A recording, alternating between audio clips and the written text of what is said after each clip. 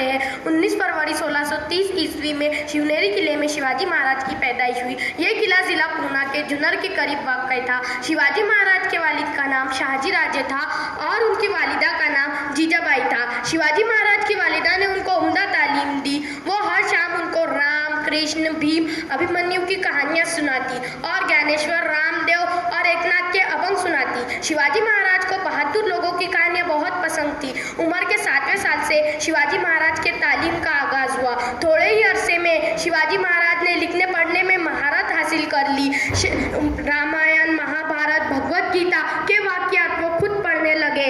शाहजी राजे ने फनून जंग की तरबियत के लिए बाज़ असातिज़ा को मुकर्रर किया और शिवाजी महाराज को घुड़सवारी, तलवारबाजी, कुश्ती का फ़न सिखाया। इस तरह 12 साल की उम्र में शिवाजी महाराज ने मुख्तलिफ ज़बानी फ़न सीखे थे। 10 साल की उम्र में शिवाजी महाराज की शादी सई बाई से हुई। पूना के लाल महल में यह शादी बड़े शान व शौकत से हुई। पूना के रायरेश्वर के मंदिर में शिवाजी महाराज ने अपने मावले साथियों के साथ स्वराज कायम करने का अहद किया। मावल एक छोटी सी जगह जो पूना के करीब मौजूद है। वहाँ शिवाजी महाराज ने देखा कि गरीब लोग जो निचली जात से ताल्लुक़ रखते हैं लेकिन वो बहुत होशियार, चालाक और बहादुर है, उनकी रहनुमाई करने वाला कोई नहीं है। तो शिवाजी महाराज ने फैसला कर लिया कि वो उन्हें समझाएंगे। उन अपने मावले साथियों को शिवाजी महाराज ने जमा किया और उन्हें समझाया कि मराठों को मुगलों के नौकरों की शक्ल में जाना जाता है। यह हमारा पेशा नहीं है। हमने अपनी सोच बना ली। हमें अपनी सोच को बदलना होगा।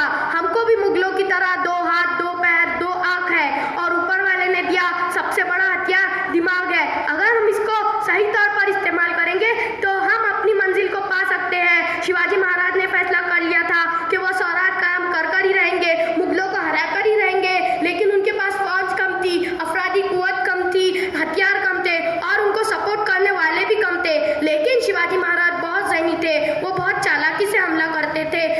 शिवाजी महाराज ने बहुत मुश्किलों के बाद स्वराज कायम हुआ और मुगलों के दिलों में दहशत बैठ गई। क्या हम शिवाजी महाराज, लक्ष्मीबाई, मौलाना आज़ाद, पंडित जवाहरलाल नेहरू की कुर्बानियों को समझते हैं? क्या हमें आज़ादी का सही मतलब मालूम है? क्या हम देश के लिए कुर्बान हो सकते हैं? अरे हमें आज़ादी का सही मतलब ही नहीं मालूम। आज़ादी का सही मतलब शहीद रहनुमाओं से पूछो। आज़ादी का ही सही मतलब उस बेटे से पूछो जो दुनिया में अभी आया था कि उसके वालिद देश के लिए कुर्बान हो गए। आज़ादी का सही मतलब उस माँ बाप से पूछो जिसका जवान बेटा देश के लिए अमर हो गया। आज़ादी का सही मतलब उस दुल्हन से पूछो जिसके हाथों की मेहंदी उसके सुहाग के खून से लग गई। क्या इसी आज़ादी के लिए वो एक इंसान कंपनी में ब्रिटिश से लड़ गया?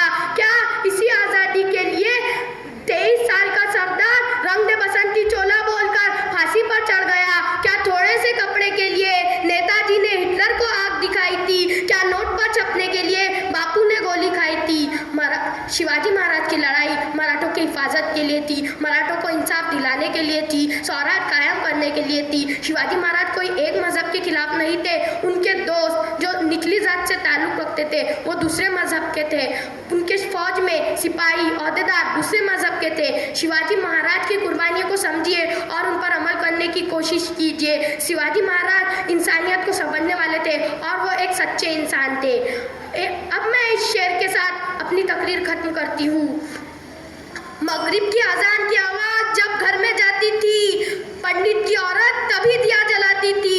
कल हम पंडित के लोटे से वजू बनाया करते थे, मंदिर में जाकर बच्चे प्रसाद चुराया करते थे, सुख दुख में सब साथ निभाया करते थे, जाति धर्म का फर्क नहीं था, सब रिश्ता निभाया करते थे। अब मंदिर की दीवार क्यों और मस्जिद की मीनार क्यों? प्यार हुआ खत्म, हाथों में तलवार क्यों? मंदिर मस्जिद के नाम पर हमने अपनों को काटा है, खून में फर्क नहीं, बस हमने अपनों को बांटा है। जय हिंद, जय भारत। शुक्रिया।